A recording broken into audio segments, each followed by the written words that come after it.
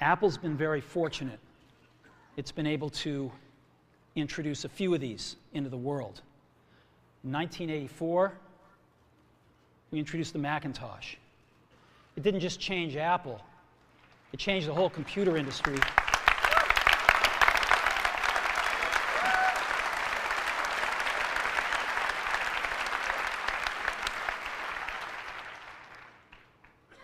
In 2001, we introduced the first iPod.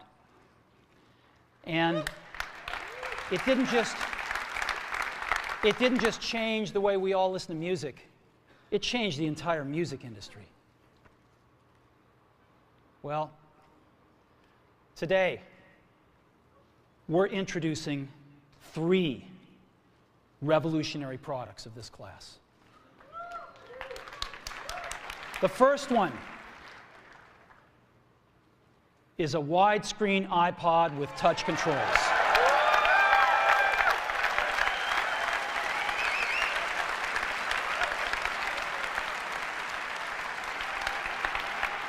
The second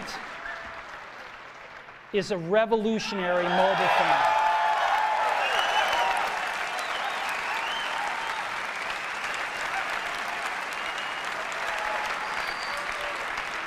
And the third is a breakthrough internet communications device.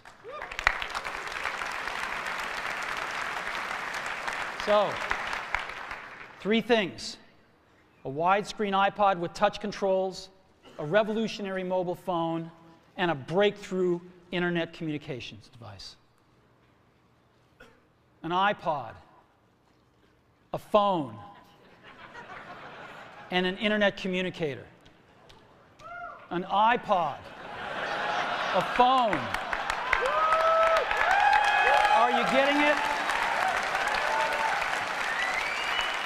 These are not 3 separate devices. This is one device. And we are calling it iPhone. Today, Apple is going to reinvent the phone. And here it is.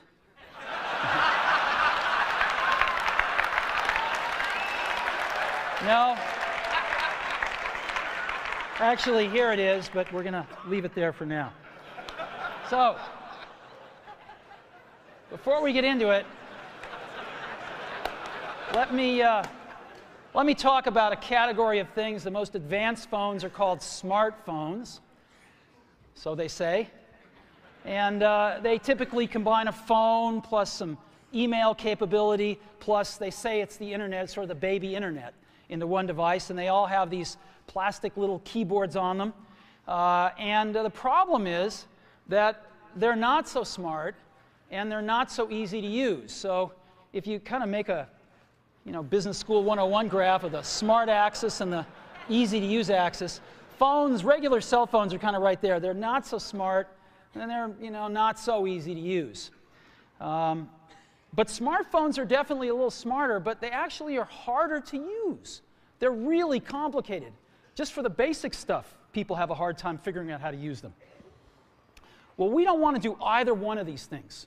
What we want to do is make a leapfrog product that is way smarter than any mobile device has ever been and super easy to use. This is what iPhone is.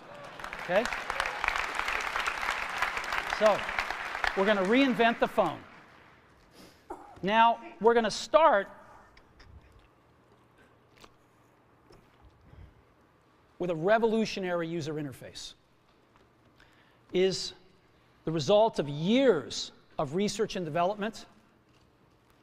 And, of course, it's an interplay of hardware and software. Now, why do we need a revolutionary user interface? I mean, here's 4 smartphones, right? Motorola Q, the BlackBerry, Palm Treo, Nokia E62, the usual suspects. And what's wrong with their user interfaces? Well, the problem with them is really sort of in the bottom 40 there. It's this stuff right here. They all have these keyboards that are there whether you need them or not to be there. And they all have these control buttons that are fixed in plastic. and are the same for every application. Well, every application wants a slightly different user interface, a slightly optimized set of buttons just for it. And what happens if you think of a great idea 6 months from now? You can't run around and add a button to these things. They're already shipped. So what do? It doesn't work because the buttons and the controls can't change. They can't change for each application, and they can't change down the road if you think of another great idea you want to add to this product. Well, how do you solve this? It turns out we have solved it. We solved it in computers 20 years ago. We solved it with a bitmap screen that could display anything we want, put any user interface up, and a pointing device. We solved it with the mouse, right? We solved this problem. So how are we going to take this to a mobile device? Well, what we're going to do is get rid of all these buttons and just make a giant screen. A giant screen.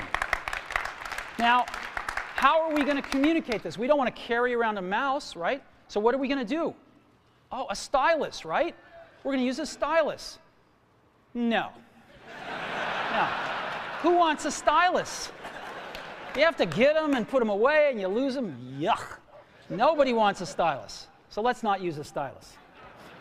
We're going to use the best pointing device in the world. We're going to use a pointing device that we're all born with. We're born with 10 of them. We're going to use our fingers.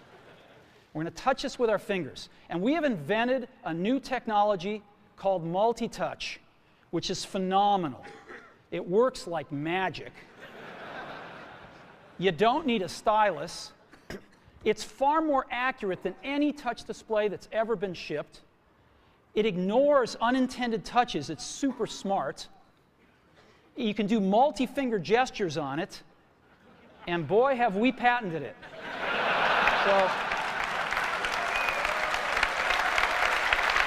So, we've been very lucky to have brought a few revolutionary user interfaces to the market in our time. First was the mouse. The second was the click wheel. And now we're going to bring multi-touch to the market. And each of these revolutionary user interfaces has made possible a revolutionary product. The Mac, the iPod, and now the iPhone. Now, so one of the pioneers of our industry, Alan Kay, has had a lot of great quotes throughout the years.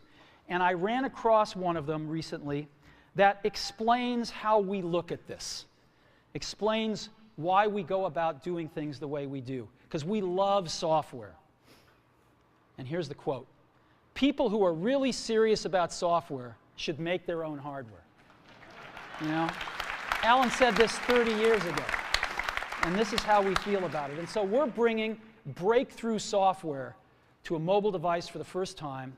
It's 5 years ahead of anything on any other phone.